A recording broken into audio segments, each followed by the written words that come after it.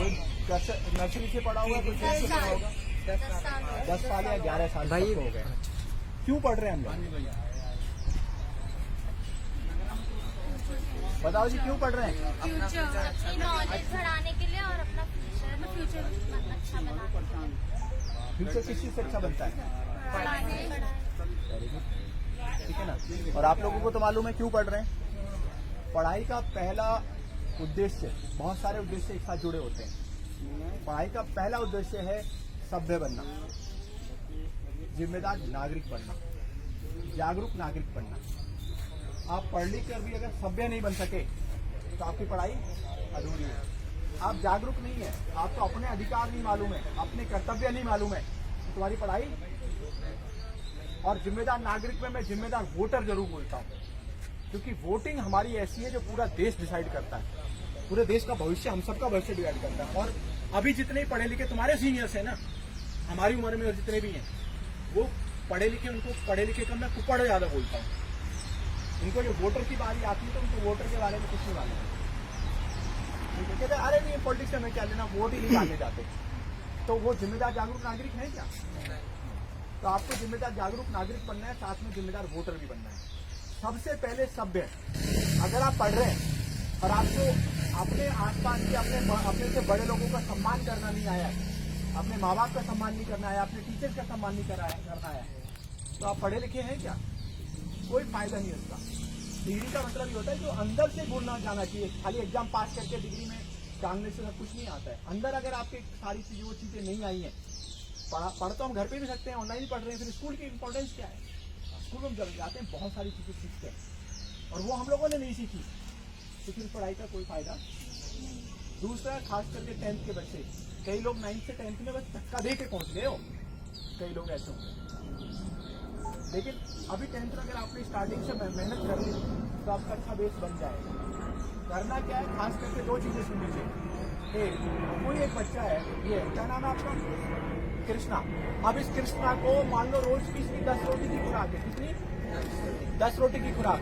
ये रोज 10 रोटी खाते हैं तो हेल्दी हो रहे हैं, डांस कर सकते हैं, खाना पीना कर सकते हैं, मतलब डांस कर सकते हैं, एंजॉय कर सकते हैं, खेल कूद कर सकते हैं, बहुत कुछ जीवन में कर सकते हैं।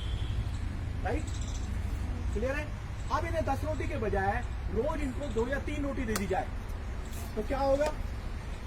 बोलो। बीमार पड़ जाएंगे, डेफिशिएंसी हो जाएगी, हाँ, होगा, फिर वीकनेस आ जाएगी। ये जिंदा तो रहेंगे लेकिन जिंदगी नहीं होगी। आई बात समझ में? सेम एजुकेशन में बेटे, आप अगर पढ़ाई के लिए आपको बोला इतनी पढ़ाई करनी है, आपके कुछ सपने हैं, वो सपने पूरे करने हैं आपने, इसलिए सफल बनना है, कई सारे बातें बोले आप लोगों ने, कामयाब होना है, तो आपके जीवन में कुछ सपने हैं, वो सपने आपने पूरे करना है। इन सपनों को पूरे करने के लिए इतने एफर्ट्स चाहिए और आप इतने से करोगे तो पूरे होंगे क्या? ऐसे ही आपको पढ़ाई इतनी करनी है और आप इतनी सी पढ़ाई करोगे। 100 मार्क्स का पेपर है, हम लोग लड़ाई लड़ रहे 33 की, आ गए 33 बहुत है, 40 आ गए बहुत है, खुश हो गए, इससे काम चलेगा क्या? उससे आपके सपने पूरे होंगे क्या?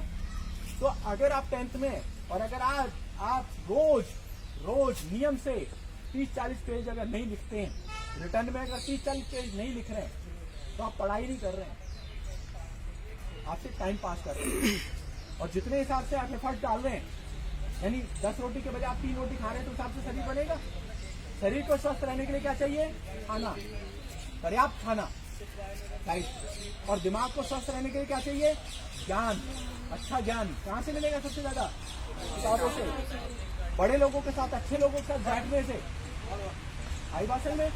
तो ये क्या? अब दूसरी बात, माँ तो यहाँ एक ही है, ये खास माओं के लिए होता है, तुम लोगों के लिए भी समझ लो, ऐसे माँ बाप के लिए होता है। माँ बाप यहाँ 2-3 है।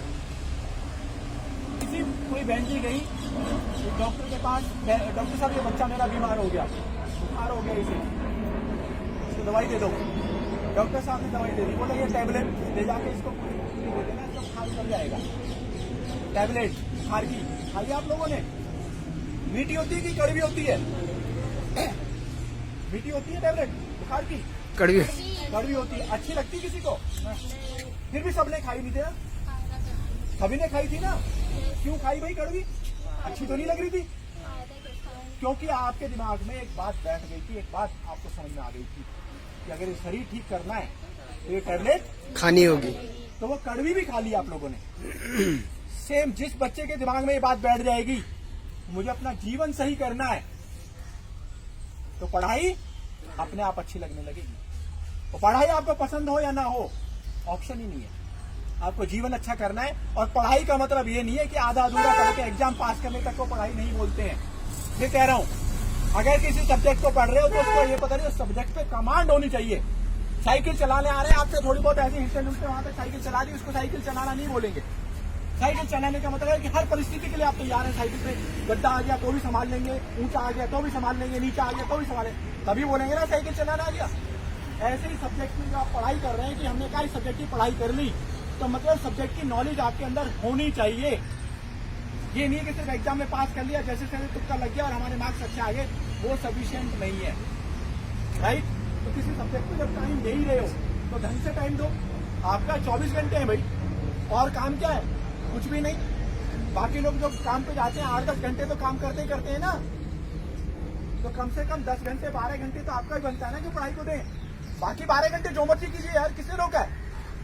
12 घंटे तो दीजिए। तो टैबलेट कड़ी होते हुए आप खा रहे हैं क्योंकि आपको समझ में आ गया था कि मुझे अपना शरीर ठीक करना है। ऐसी जिसको समझ में आ जाएगा जीवन ठीक करना है तो पढ़ाई करना है। अब मान लीजिए किसी बच्चे ने कहा नहीं ये मुझे कड़वी लगती है, मैं नहीं खाऊंगा, मैं नहीं खाऊंगी, फलाना दिखाना।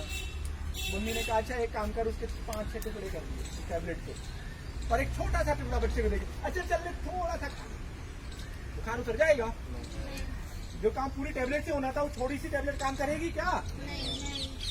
ऐसी पढ़ाई में लेके हम लोग सोचते आ रहे हैं चलो इतना नहीं पढ़ा, चलो इतना पढ़ गया, पास हो गया, 40% लेके पास हो गया, काम हो जाएगा। क्या वो सपने पूरे होंगे?